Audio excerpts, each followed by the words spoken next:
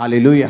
आप तैयार हैं पवित्रताई में चलने के लिए, परमेश्वर के साथ साथ संग संग चलने के लिए? तो शैतान आपको, जिस तरह उसने हवा को धोखा दिया, वो आपको धोखा देता है कि वो भी तो कर रहा है, तेरे को क्या प्रॉब्लम है? दाऊद को वो बोलता होगा, तेरे भाई भी तो पाप करते हैं, राजा की सेना में देख कितनी अच्छी पोस्ट पे हैं, सब आते हैं, सब सूबेदार जी करके बात करते हैं, सब थानेदार जी करके बात करते हैं, पाप में है देख, तू देख धर्मी बना फिरता है, कभी भेड़ चराता है, कभी गाय चराता है, सारा दिन धूप में पाले में रहता है, तेरे पास क्या है? देख वो पाप करते हैं लेकिन फिर भी कितना आनंद में जीते हैं। लेकिन उनको ये मालूम नहीं था कि परमेश्वर ने उनको परखा और फेल पाया, और दाऊद को परखा और पास पाया और उस देश का राजा बना दिया। शैतान आपको थोड़ा दिखाकर बहुत बड़ी चीज ले लेता है, क्योंकि परमेश्वर के पास वही है जो आपके लिए बेस्ट है, और वो इतना बड़ा है जितना आप सोच भी नहीं सकते। दाऊद को मालूम थोड़ी था वो उस देश का राजा होगा, उसको कभी सपने में मालूम नहीं था ये बात, लेकिन उसे ये मालूम था कि चाहे मेरे भाई पाप करके भी अच्छी पोस्ट पे हैं, लेकिन मैं अगर पवित्रताई में जीकर भी छोटी पोस्ट पे हूं तो मुझे इसी पोस्ट में परमेश्वर के साथ रहना है और उसको प्रसन्न करना है। आज खुदावंद ऐसी आर्मी को ढूंढता है जो पवित्रताई में चल सके, और फिर आप इस्तेमाल होंगे जबरदस्त रीति के साथ। परमेश्वर ने क्या कहा मालूम? उसने कहा तो अपने माथे की पसीने की रोटी खाया करेगा। औरत को कहा मैं तेरे गर्भवती होने के दुख को बहुत बढ़ाऊंगा, तो बहुत पीड़ित होकर बालक उत्पन्न किया करेगी।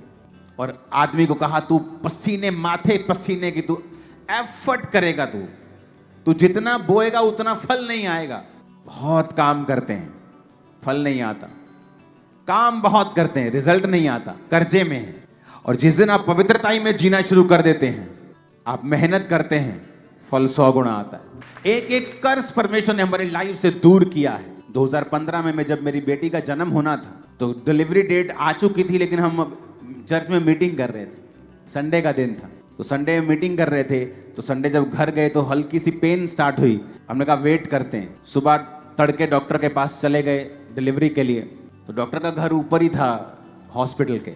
उसने कहा कोई बात नहीं, अभी पेन्स होंगी, अभी ये होगा वो होगा, थोड़ा देखते हैं, उसके बाद फिर बेबी डिलीवर करेंगे। वो भी ऊपर बेचारी तड़का लगाने जा रही थी अपनी सब्जी को, और नीचे बेबी हो गया था विदाउट पेन इंजेक्शन के, विदाउट पेन किलर इंजेक्शन के, तब भी पेन नहीं हुआ।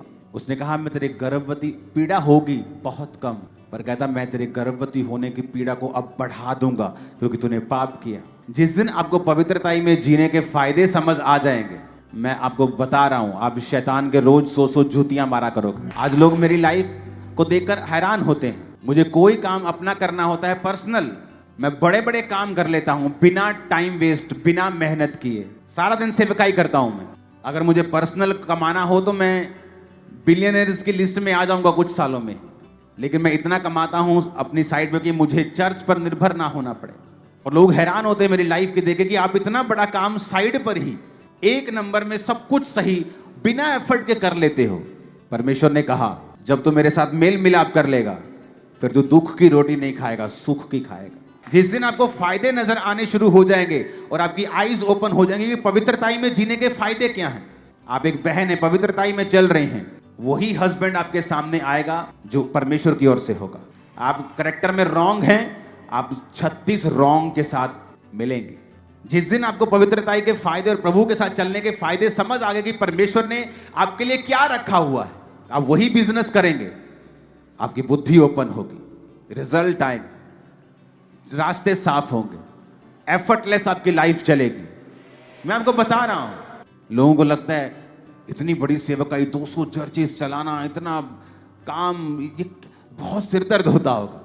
जब 1500 लोग थे, उससे कम सिरदर्द, कम से भी कम जीरो लेवल का सिरदर्द आज है जब 4 लाख लोग हैं। उससे काम तो उससे ज्यादा है, कोई शक नहीं, मेहनत उससे ज्यादा है, लेकिन वो वाली मेहनत नहीं, स्ट्रेस वाली मेहनत नहीं। आप काम करें, काम करने को इंसान बना है, आप बिजी रहते हैं, अच्छे रहते हैं, लेकिन कितने मेरी बात को समझ रहे हैं? तो जब आपको यह समझ आना शुरू होता है कि परमेश्वर ने आपके लिए जीने का एक तरीका ठहराया है, और उस तरीके के अनुसार जब आप चलते हैं, आप अपनी लाइफ के चारों तरफ से ब्लेस होते हैं। आपके बच्चे, आपकी लाइफ, वाइफ, हस्बैंड, आपका बिजनेस, फाइनेंस, सेवकाई, जो कुछ भी है वो परमेश्वर के कंट्रोल में, हाथ में रहती है, और वो आपको सुख देती है। बहुत से लोग हैं जो बड़ी सेवकाइयां करते हैं, लेकिन उनकी पर्सनल लाइफ जाके देखो, उनका घर कचरा हो चुका है। 10 बार वाइफ से रोज लड़ाई होती होगी। उस सेवकाई को मेंटेन करने के लिए 10 जगह चक्कर लगाने पड़ते हैं, क्योंकि पवित्रताई में जब जीवन नहीं है तब आप अपने एफर्ट से, अपनी ताकत से आपको चलाना पड़ता है। लेकिन कब तक चलाएंगे अपने एफर्ट से? बाइबल कहती है न बल से न शक्ति से, बल्कि उसकी आत्मा के द्वारा। हालेलुया। बहुत से लोगों ने ये टेस्टिमनी सेम दी है। ऐसे देशों में जो गरीब देश हैं, एक पास्टर ने फैसला किया पवित्रताई में चलूंगा, प्रार्थना नहीं छोड़ूंगा और टाइथ नहीं छोड़ूंगा, और उस देश के सबसे बड़े बड़े पेंटिकोस्टल स्ट्रक्चर बनाए हैं, दुनिया का सबसे बड़ा स्टेडियम बना रहा है। रीजन पवित्रताई में चलना। जब समझ आ जाती है कि पावर ऑफ होलीनेस क्या है, पवित्रताई की सामर्थ्य क्या है, क्योंकि ये एक गुण नहीं है कि सिर्फ हम पवित्रताई में चलते हैं, हाँ हम अच्छे हैं। नहीं भाई साहब, मेरी बहनों, ये वेपन है, हथियार है तुम्हारे हाथ। और इसलिए तो शैतान हैप्पी रहता है जब एक व्यक्ति पाप में होता है, चाहे वो सेवा करता रहे, गाता रहे, कैमरा पकड़ के खड़ा रहे, माइक पकड़ के खड़ा रहे, कुछ भी करता रहे। शैतान को पता है कि मैंने इसे बांधा हुआ है, ये आगे नहीं बढ़ पाएगा। और जब वो व्यक्ति बंधा हुआ होता है, फिर वो देखता है यार रिजल्ट नहीं आ रहा सेवा करने के बाद भी। अरे पवित्रताई में सेवा करनी है, क्योंकि अगर कोई पवित्रताई में नहीं है तो आप जानते हैं कि ये गा रहा है, ये माइक पकड़ के खड़ा है, ये माइक प्रीच कर रहा है, ये कैमरा पकड़ के खड़ा है, लेकिन प्रभु को नहीं पता ये खड़े हैं, उसको नहीं मालूम। वो तो कहता है, अंत में कहता है, हे कुकर्म करने वालों मुझसे दूर हो जाओ। बोलते प्रभु तेरे नाम में बड़े बड़े काम किए। प्रभु कहता मैं नहीं जानता भाई, तुमको कौन हो तुम?